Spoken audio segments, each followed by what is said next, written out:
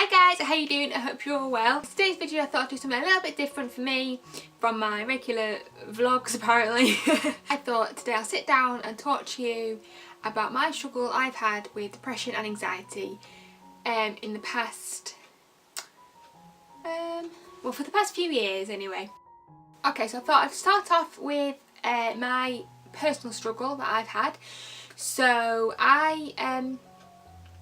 around the age of 18, 19, something like that, I was at college. I was studying my third course in the beauty industry. Third or fourth course. I was just studying theatrical makeup, which I absolutely loved. I loved the course, I loved most of the people. My tutor pushed us really hard to get the best out of us in a good way. You know, he was always taking us on professional photo shoots and setting up scenes for us in the college. So like he did one texting whilst driving awareness thing of what could happen, and we set up like a fake car crash in the middle of the college, and we had to do the makeup for it and stuff. So it was really good. I absolutely loved it. I sort of wish I'd carried it on, but I didn't know, my head was just all over the place at that time. I was with Tom at the time, obviously still am. And if you ask him or any friends or family, I was in a very bad place, and I don't know why. I don't know what my trigger was. I don't know what set me off. I don't know how I got over it, but I did. I went back and forth from the doctors, tried all sorts of medication, and nothing just seemed to work. I didn't, and I still don't want to be on a tablet, even if it does help and just ease it a little bit. I don't want to rely on medication to sort out what's going on up here. I don't, it's not that I don't believe in it, I just don't want to rely on it. Does that make sense? So I'd rather find alternatives. But anyway, got off it. I sorted myself out and I got what I needed, and I was fine. It did take a couple of years, I'm not gonna lie. It obviously wasn't a straight road. It was a bumpy road, an emotional roller coaster, all that. But I got there, and that's all that matters, and I got over it. Move forward to about 16. We're 19 now, 18, 17.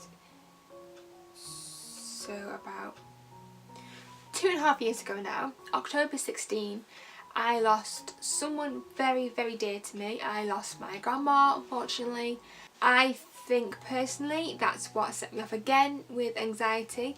I don't think I'm depressed, but sometimes they come hand in hand type of thing, but definitely set my anxiety off. A really big fear of mine is to lose someone or lose people that I really care about and love and who are just important to me, and unfortunately that did happen, and as I would have expected, it did send me downhill, and I struggle daily with anxiety now, really. I miss my grandma every day. I don't like to, it sounds horrible, but I don't like to think about it because then it just upsets me. Ooh, wasn't expecting this. Ooh, if I'd known this, I would have done makeup. Unfortunately, when she was very ill, I had a phone call whilst I was at work, and now I must sort of associate losing people to work, and if the phone rings at work, my heart is pounding every single time, and we get a lot of phone calls, so yeah, it's not great really. But the point in this video anyway, the point in this video is I wanted to share some tips and tricks with you that I've learned over the years of how to handle it, what not to do, what have helped me. It might not help everyone, but if I can just help one person maybe feel a little bit better, then that's all I ever want. All I've ever wanted is just to help people. Then I'll think of this video as a success. So yeah, I told you of my current struggle. I'm currently I was on medication over the December time. It was just like a trial to see how that helped.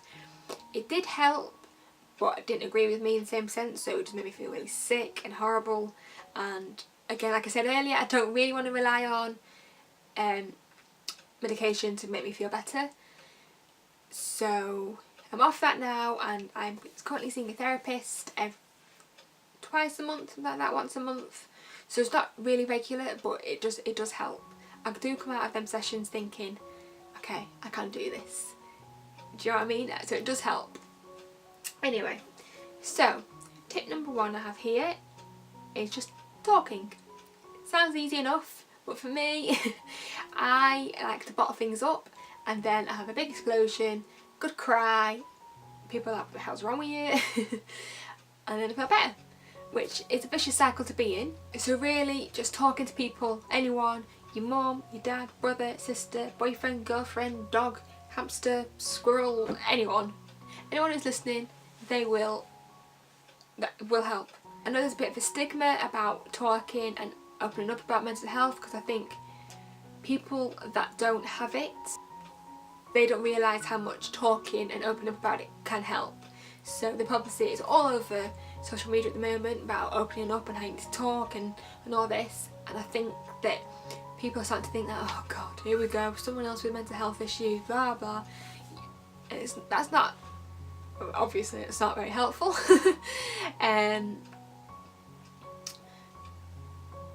I don't know where I'm going with this. Sometimes, the only thing for me, I personally think that in the past anyway, if I've spoken to someone about it, I then feel like they speak to me slightly different, which I don't like. Not in like a patronising way, but people have then spoken to me later differently. You can tell they don't know how to approach me, or they don't know how to talk to me about a certain subject because they think it might upset me. But I'm only human, so just talk to me like a normal human, and that actually helps more. If someone, say I'm at work and I'm working with someone doing a delivery and they've had an argument with a boyfriend or something, I want them to tell me about that, because that then gives me something else to think about. Does that make sense? And then I can try and help them, which will then help me because I know that I've helped them. Really, I'm just pretty selfish and a bit crazy. Anyway, second thing on my list is writing lists.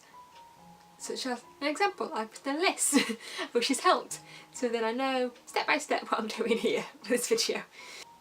This is something that my therapist has suggested that I do, and I can do it with my partner or a friend or anyone, because then they'll know what my plan is and they can try and help with that plan.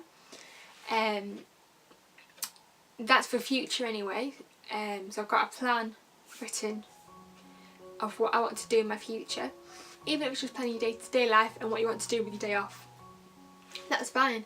At least then you know you have a plan or an ideas of what to do, and then it'll keep you busy and keep you out of your head, because you think, oh right, I need to do this next, and then once I've done that I can do this. And every week I have a day off during the week, but obviously Tom's at work then, so then it's just me. And if I didn't try my very hardest to keep myself busy, then God knows what I'd end up thinking about and doing. So that's why quite often if I vlog my days off, it seems like I'm just doing the same things, but that's just because it keeps me busy and out of my head. So cleaning is a really good thing for me. So I've then got a clean house, which is amazing. I mean, it's quite hard to clean on top of when you've got 2 Labradors, but it keeps you busy. So cleaning, walking the dogs, normally go food shopping, fill up with petrol. What else we do? That's about it really. Catch up on a few YouTube videos, things like that. Normally that really does help me, and then by the time I finished, Tom's home because he normally gets home about 4ish, and then we can make tea together, watch a series together. We're currently re-watching Peaky Blinders for like the 3rd time. Just can't get enough of Tommy Shelby. Anyway, find a new hobby. This sort of goes in with keeping yourself busy. So recently I joined a gym. Oh, well, not recently. In the past I've joined the gym, and on my days off or most nights after work I'd go to the gym, and nothing better than running on a treadmill with your headphones in, some really good feel good music, and it sounds crazy, but running on a treadmill or doing something like that, you really stomp out the anxiety, which sounds a bit crazy, but it makes sense because you can just feel it all just coming out and you just feel so much better. That could just be the endorphins, yeah, that could just be the endorphins flying around, but also it really does help. But it helps me anyway. Just generally go for walks. Sometimes I just stick my headphones in. I've recently got into podcasts, so while I'm on a dog walk I listen to podcasts, or even just run around the house tidying up a bit, or just laying on my bed listening to podcasts, or just normal music. Reading books, that's part of my New Year's resolution. I'd like to read more, which I know that my brother, sister and mum would be very happy to hear. But I'm just not a reader, so I want to challenge myself. I've challenged myself to read 3 books this year, which doesn't sound like a lot, but trust me, it is for me. Normally the most I read is a TV guide. So yeah, I don't entirely know where that video was going or what. I didn't really have a plan for it. I just sort of wanted to get it out there that it's okay to not be okay, and that everybody struggles and it's fine. It's absolutely fine. We're all here for each other. Like I said earlier, if this video helps even just one person, then I'll consider it a success, and I'll be dead chuffed with my little self. That's so selfish. Shut up. Give the video a big thumbs up if you liked it. Make sure to hit subscribe so you don't miss out on any other Make sure to hit subscribe so you don't miss out on any other videos. Hope everyone's having a lovely day, and I'll see you again very soon for another video. Bye!